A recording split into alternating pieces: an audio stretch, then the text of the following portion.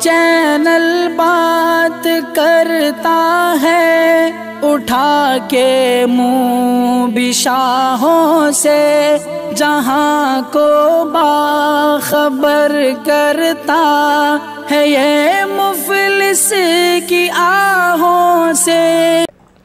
ناظرین گرامی السلام علیکم ورحمۃ اللہ وبرکاتہ۔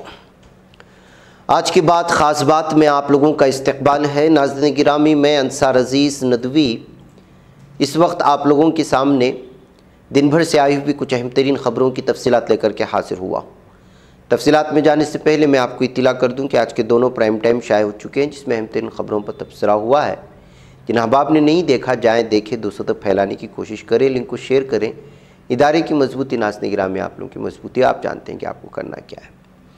آئیے پہلی خبر کی جانب بڑھتے ہیں۔ راجستھان کے الور ضلع کے گووند گڑھ تھانہ علاقے کے رامباز گاؤں میں لنچنگ کا معاملہ سامنے آیا ہے، جہاں چور سمجھ کر سبزی کا ٹھیلا لگانے والے چرنجی لال کو ایک مخصوص سماج کے 20 سے 25 لوگوں نے خوب مارا پیٹا۔ چرنجی لال، جو کہ ایک مخصوص سماج کے لوگوں کی طرف سے کی گئی لنچنگ سے زخمی ہوا تھا، علاج کے دوران فوت ہو گیا ہے۔ زخمی کی موت کے بعد مشتعل لوگوں نے گووند گڑھ تھانے کا گھیراؤ کیا، ملزمان کی گرفتاری کا مطالبہ بھی کیا ہے۔ اسی دوران الور کے صدر تھانہ علاقے سے چور ایک ٹریکٹر چوری کر کے بھاگ رہے تھے۔ پیچھے سے صدر تھانہ پولیس اور ٹریکٹر مالک چوروں کا پیچھا کر رہے تھے۔ چوروں نے خود کو پولیس اور ٹریکٹر مالکان کے گھیرے میں دیکھ کر ٹریکٹر پاور ہاؤس کے قریب کھیت میں کھڑا کر دیا اور فرار ہو گئے۔ اسی دوران ٹریکٹر کا مالک پولیس کے سامنے آیا اور کھیت میں روزانہ کام کرنے والی چرنجی کو چور سمجھ کر بدتمیزی کی، جس کی وجہ سے وہ شدید زخمی ہو گیا، اس پر حملہ کر دیا تھا۔ علاج کے دوران چرنجی نے دوپہر تقریباً 3 بجے دم توڑ دیا ہے اور یہ معاملہ اس وقت بہت ہی زیادہ تشویشناک بنا ہوا ہے۔ ممبئی پولیس نے ناظرین گرامی منگل کو 516 کلو ایم ڈی ڈرگس ضبط کی، جس کی قیمت بین الاقوامی بازار میں 1026 کروڑ روپے بتائی گئی ہے۔ یہ کارروائی ایسے وقت میں ہوئی جبکہ کچھ ہی دن پہلے ممبئی پولیس کی اینٹی نارکوٹک سیل ANC نے گجرات کی سرحد سے متصل پالگھڑ ضلع کے نالا سپارہ قصبے سے 1403 کروڑ روپے کی بھاری مقدار میں ڈرگس برآمد کی تھی۔ ANC نے 3 اگست کی رات نالا سپارہ کے چکردھر نگر علاقے میں سیتارام بلڈنگ سے ایک شخص کو 702 کلو گرام میفریڈون کے ساتھ پکڑا اور 2 پیڈلر کو گرفتار کیا تھا۔ ضبط ڈرگس کی قیمت 1403.5 کروڑ روپے بتائی جا رہی ہے۔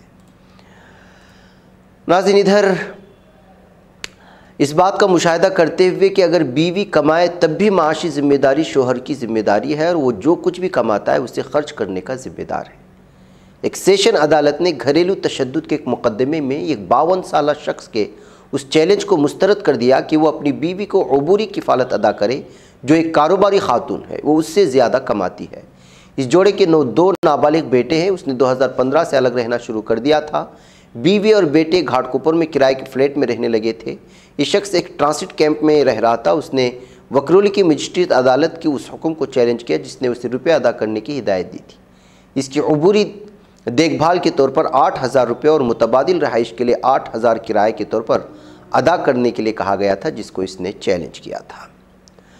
ناظرین، ملک میں گزشتہ 24 گھنٹے کے دوران مہاراشٹر، پنجاب اور اتر پردیش میں کورونا وائرس کووڈ-19 کے نئے مریضوں میں اضافہ ہوا۔ اس دوران اس عالمی وبا کی وجہ سے 28 لوگوں کی موت بھی ہوئی ہے۔ وزارت صحت و خاندانی بہبود نے منگل کے روز کہا کہ صبح 7 بجے تک 208.31 کروڑ ٹیکے لگائے جا چکے ہیں۔ وزارت نے کہا کہ گزشتہ 24 گھنٹے میں کورونا وائرس کے 8813 نئے مریض سامنے آئے۔ اس کے ساتھ ہی ملک میں کورونا وائرس کے زیر علاج مریضوں کی تعداد 1,11,252 ہو چکی ہے۔ ناظرین، جموں کشمیر کے شوپیاں ضلع میں منگل کے روز عسکریت پسندوں کے ذریعے ایک کشمیری پنڈت کا قتل کر دیا گیا ہے۔ اس قتل کو لے کر کانگریس جنرل سیکریٹری پرینکا گاندھی نے حکومت کو تنقید کا نشانہ بنایا۔ انہوں نے اس سلسلے میں ایک ٹویٹ کیا ہے جس میں لکھا ہے کہ جموں کشمیر میں دہشت گردوں کے ذریعے کشمیری پنڈت بھائیوں کا قتل افسوسناک ہے۔ کشمیری پنڈت بھائی بہنوں کے تحفظ کو لے کر لاپرواہی بند ہونی چاہیے۔ کئی مہینے سے کشمیری پنڈت بہن بھائی اپنی حفاظت کو لے کر آواز اٹھا رہے ہیں۔ حکومت کو ان کی آواز سن کر سخت اقدامات اٹھانے ہوں گے۔ ناظرین، ادھر بہار میں عظیم اتحاد کی نئی حکومت کی پہلی کابینہ کی توسیع ہو گئی ہے۔ نتیش کی پارٹی JDU، جس نے BJP چھوڑ کر غیر BJP پارٹیوں سے مل کر اتحاد بنایا ہے، انہوں نے باقی ارکان اسمبلی کے ساتھ راج بھون میں حلف لیا۔ گورنر پھاگو چوہان نے سب سے پہلے 5 MLA کو وزارت کا حلف دلایا۔ حلف لینے والے وزراء میں سے 16 RJD، 11 وزیر اعلیٰ نتیش کمار کی JDU، 2 کانگریس، 1 سابق وزیر اعلیٰ جیتن رام مانجھی کے ہندوستانی عوام مورچہ HAM سے اور 1 آزاد۔ واضح ہے کہ وزیر اعلیٰ نتیش کمار نے داخلے کی وزارت اپنے پاس رکھی ہے اور بہار کے نائب وزیر اعلیٰ اور RJD کے رہنما تیجسوی یادو کو صحت کی وزارت دینے کا فیصلہ کر لیا ہے۔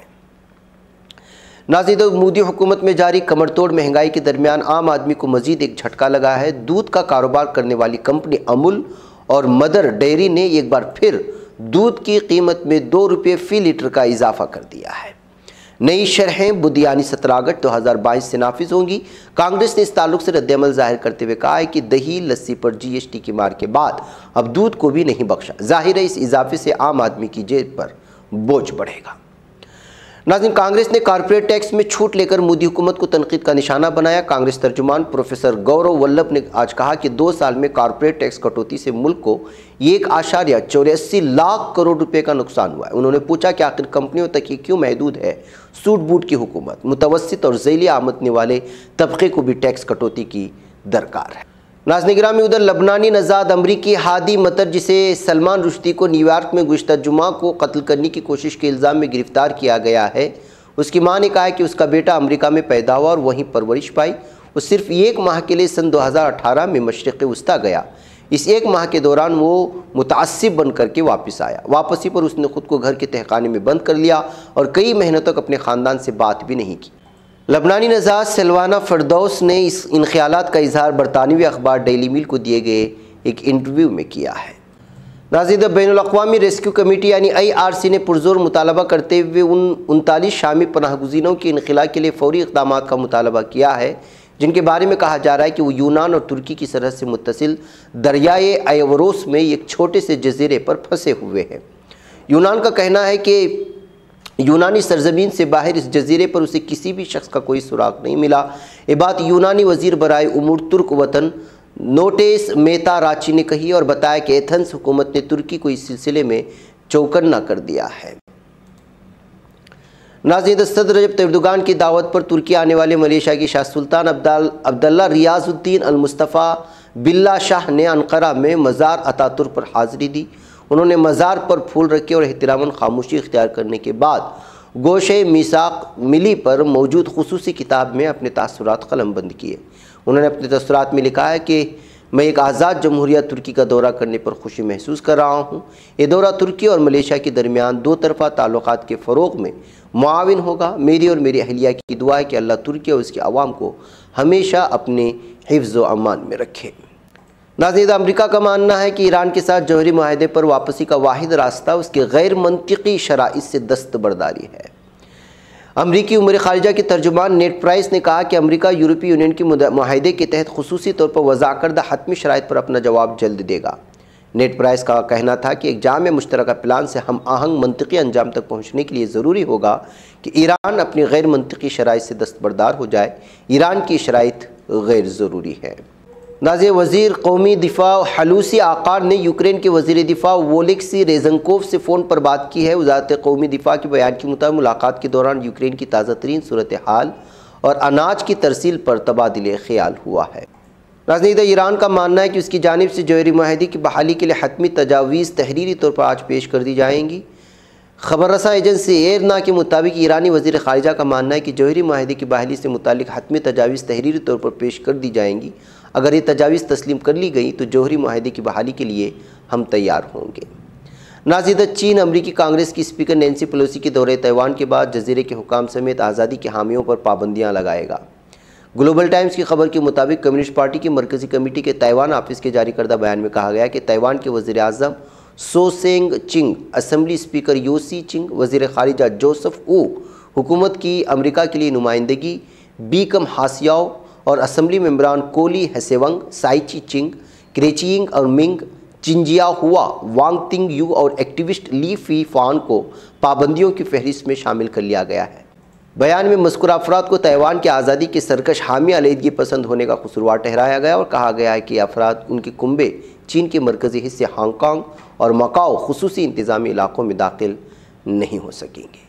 नाज़रीन गिरामी आज की बात ख़ास बात में इतना, इंशाल्लाह फिर आप लोगों से मुलाकात होगी। मुझे आपको इजाज़त। अस्सलामु अलैकुम रहमतुल्लाहि व बरकातहू। ये चैनल हक निगर बन कर कुचल देता है फितनों को, अगर गंदी हो पॉलिसी तो मरते देख कितनों को। इसी बाजार में बिकते हुए देखा है सपनों को, सभी यकसां है ये पैगाम दो गैरों को अपनों को। वतन अहले वतन का है गुले बेखार सीधी बात।